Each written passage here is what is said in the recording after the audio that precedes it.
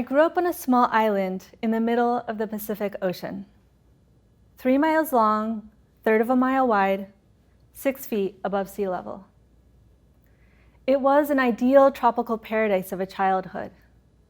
Clear aqua water, white sands, warm and breezy island air. My beloved childhood home, the Republic of the Marshall Islands, just 6 feet above sea level, is likely one of the first countries to entirely lose its homeland to sea level rise. And it's happening now. Boulders are being pushed onto their islands during king tides, water flooding their airstrips so planes can't land. Overconsumption is a major cause of the climate crisis, yet at the current moment, there have not been adequate solutions to address it. We need to recognize this connection between overconsumption and climate change, and then completely reinvent the reuse industry to reduce our impact. The beauty of this part of the climate change solution is it does not rely on some expensive technology yet to be invented. The reuse economy can be improved immediately. It just takes the will of individuals, companies, philanthropists, and government to participate and invest in building a large-scale reuse retail system. The impacts of overconsumption are substantial and often overlooked. We hear all the time that transportation, fossil fuel burning, and deforestation are causing climate change. But what we don't hear is that all this stuff we buy, barely use, and toss is a huge contributor to all of those things. 29% of greenhouse gases is from our stuff, when you take into account the entire process needed to manufacture these things, including harvesting, mining, manufacturing, packaging, and shipping. Making and shipping things is incredibly energy intensive, and often the other aspects in the production process, like deforestation, are overlooked when calculating carbon footprints. We are over-consuming at a record rate. Clothes, furniture, paper, plastic, lumber. We are buying more, using things less, and throwing things away faster. We have fast fashion, fast furniture, single-use everything, disposable everything. We are trading our planet for convenience. In 2012, I co-founded a reuse shop called the Repurpose Project. I was motivated to start this nonprofit because I saw in the trash many different types of reusable material that were not accepted by traditional thrift stores. Building material, art supplies, school supplies, broken but fixable furniture, and any other random weird thing you could imagine. Like these really fashionable bubble wands that I made into earrings. The goal was to fill this reuse void and resell these overlooked items. The organization started on a whim, with zero capital and as a hobby run by volunteers. We literally started with a card table in an empty lot. Within a year, we needed to and could afford to hire staff. Within 3 years, we outgrew our space and moved to a building 4 times the size. We now employ 18 people, pay a living wage, and are open 6 days a week with a full parking lot most of the time. This shows that there is a need and a demand for resale stores. We have diverted a lot of material from the landfill and have saved customers money in the process.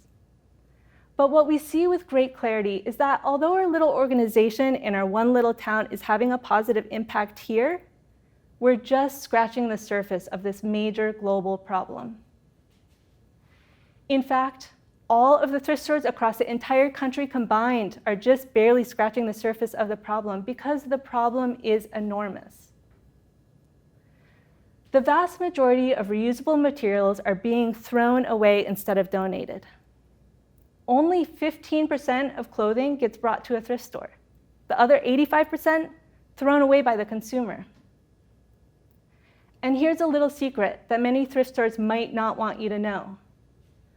A lot of the donations brought to them get thrown away anyway, and this isn't the thrift store's fault.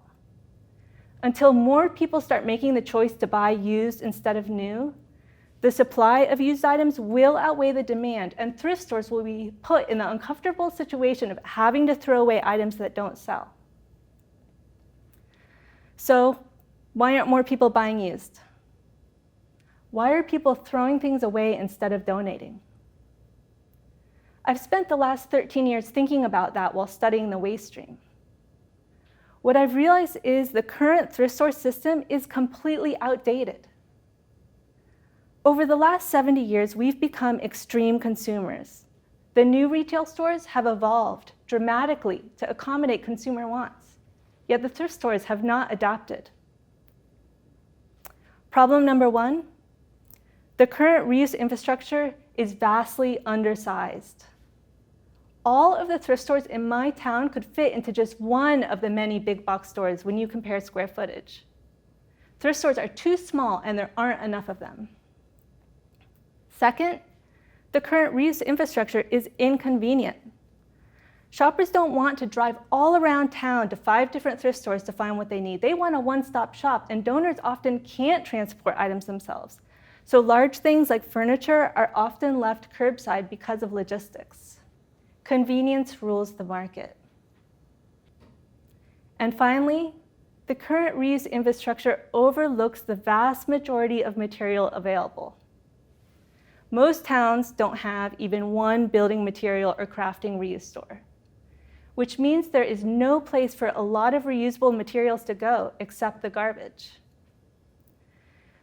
We need a complete overhaul of our reuse collection and retail systems to accommodate the reality of today and compete with new retail, along with an education campaign so people realize that buying from a thrift store isn't just done to save money, but also has enormous environmental benefits.